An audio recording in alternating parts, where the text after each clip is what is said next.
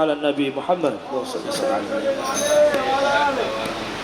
Ta'ala yang telah memberikan banyak sekali nikmat kepada kita semua, sehingga di pagi hari ini dalam acara peresmian Langgar Gipo sebagai cagar budaya. Bapak anggota Dewan PKB Surabaya Ibu wilayah 1 sampai RW 12 dan semua para undangan yang berbahagia. Alhamdulillah merupakan suatu kebahagiaan bahwa pada pagi hari ini kita semua menyaksikan Langgar Gipo sebagai cagar budaya dan destinasi religi kota Surabaya. Boleh kasih tepuk tangan yang meriah untuk kita semua. Alhamdulillah. Wali Kota Surabaya telah menandatangani prasasti Saldo selaku Ketua KPU Jawa Timur untuk Dinas Sumber Daya seluruh tamu hati. Untuk tamu-tamu lain kami silakan duduk di tempat dulu karena tempat yang sangat terbatas, jadi tidak bisa masuk semua. Nanti mungkin ada giliran juga untuk para tamu bisa melihat seperti apa di dalam Langgar Gipo yang baru saja diresmikan di pagi hari ini. Itu yang bisa masuk kami berlakukan dengan VIP terlebih dahulu. Jadi para tamu ini bisa disilakan untuk menikmati snack tadi yang sudah diberikan.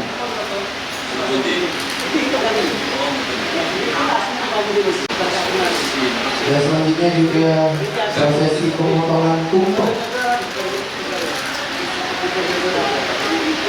Kita saksikan peresmian Langgar Gipo sebagai cagar budaya dan destinasi religi Kota Surabaya. Bismillahirrahmanirrahim.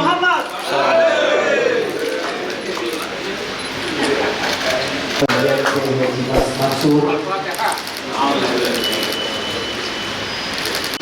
Ya, Bapak telah diserahkan langsung kepada sesepuh Langgar Gipo.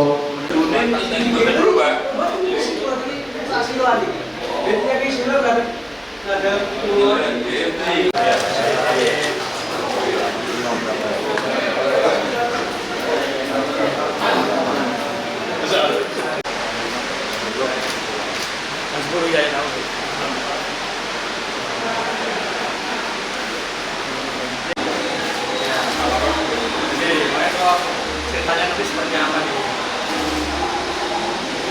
Kayak museum di Nabi dulu lama. Tadi kan saya ini kayunya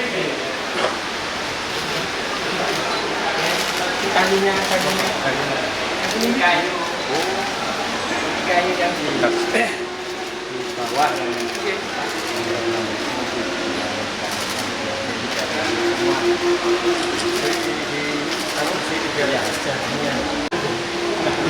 sebenarnya ada yang 1900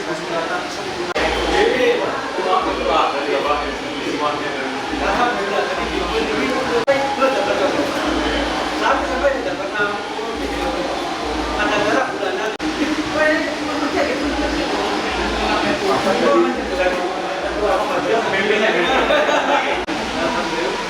dia tapi berkasih ada diri dulu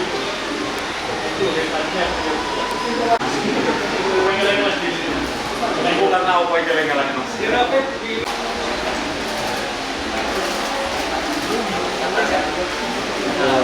Berarti nyambung.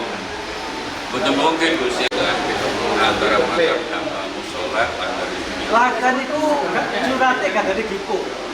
Bahwa curate kan dari Gipo.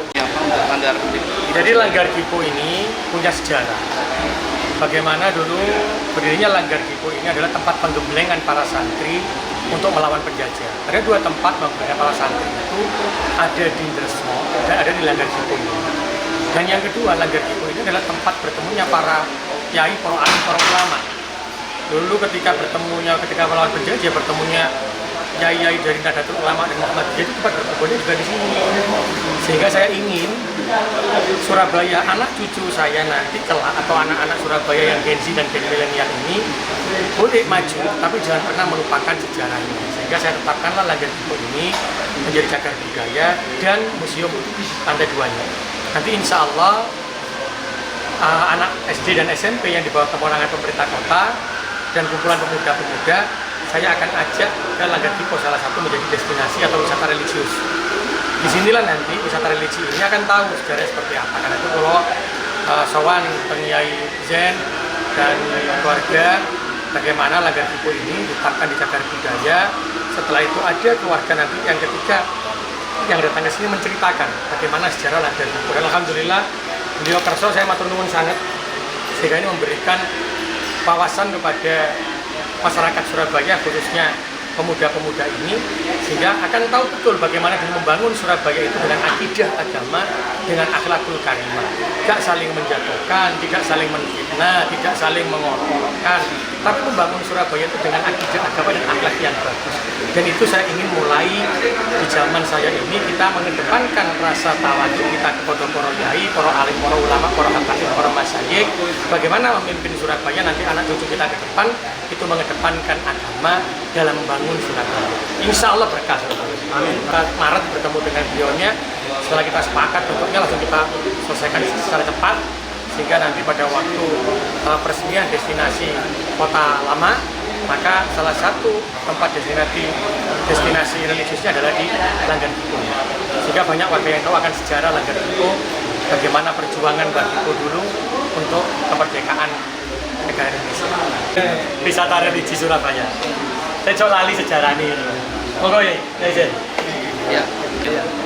Jadi Langgar Dipo ini dibangun oleh Mbah Dipo sendiri tahun 1917.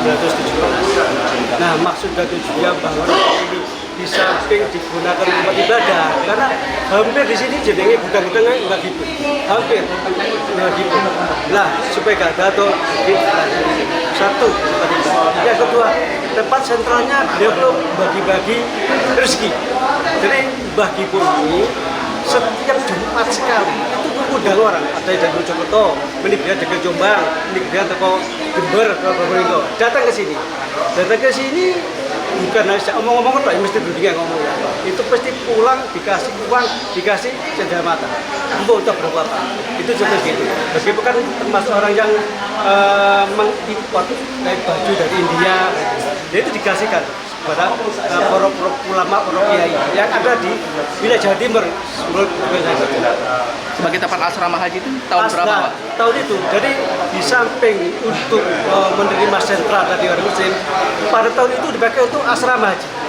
Asrama haji, apa namanya itu, singgah asrama haji itu. Jadi sebelum berangkat haji di sini dulu tidurnya, makannya, apanya di sini. Dirawat terus Mbah Dipo. Tanpa makan uang sedikit pun. Ke Surabaya apa se Jawa Timur? Dari Jawa Timur, bukan Surabaya ini ya. Sebetulnya Jawa Timur ini. Nah, Surabaya olah apa? Ini. Jawa Timur itu kamu haji di sini. Dari sini baru ke kapal dibawa ke Mekah. Di Mekah pun juga Mbah Dipo punya tanah di sana. Punya tanah di sana. Jadi dirawat juga di sana. Kalau di musim masa perjuangan sendiri, gunanya di masa perjuangan sendiri? Nah, setelah Mbah Dipo itu masuk perjuangan tahun 1800 sekian, 17 apa, itu baru dari masa perjuangan. Akhirnya bahasa Dipo kan 1829 baru masuk perjuangan. Ada yang ditambah dengan tadi gemblengan. Orang mau berjuang, orang mau gembleng di situ melawan Belanda. Gembleng tadi Nokono Silo ya, dengan pakai sarungan tok ini 1 minggu, terus terakhir di gendongan masih ada kakinya, selesai. Setelah dibuat sebagai cagar budaya ini, harapannya apa dari keluarga? Harapan saya adalah betul-betul cagar budaya ini supaya satu, masyarakat Jawa Timur atau mana itu bisa dimanfaatkan, digunakan ya di samping tempat ibadah juga untuk cerita tentang sejarah Langgar Dipo. Untuk cagar budaya itu apa sejarah ya? Jadi anak-anak kita itu Langgar perjuangan. Langgar perjuangan dijaga menyatukan umat Islam. Dan di sini bukan hanya orang itu, bahkan ada Gibukan bukan itu. Bahasa Gibukan punya anak namanya Tarmidi punya anak namanya Abdullah punya anak namanya Hasan, itu asal Dipo. Nah, Tarmidi juga punya anak namanya Raudo punya anak namanya Kiai Haji Mas Mansur. Muhammadiyah. Nah ini bertemunya kelompok ini. Gitu. Nyun Sewu nama lengkap. Apa? Nama lengkap Siapa? jenengan. Abdul Bakir Zain. Abdul Bakir Zain bin Khadijah, Khadijah bin Maisarah bin Amin bin Tabibi bisa kita. Berarti generasi keberapa? Turunan. Generasi kelima. Generasi kelima. Ngantur duluan ya.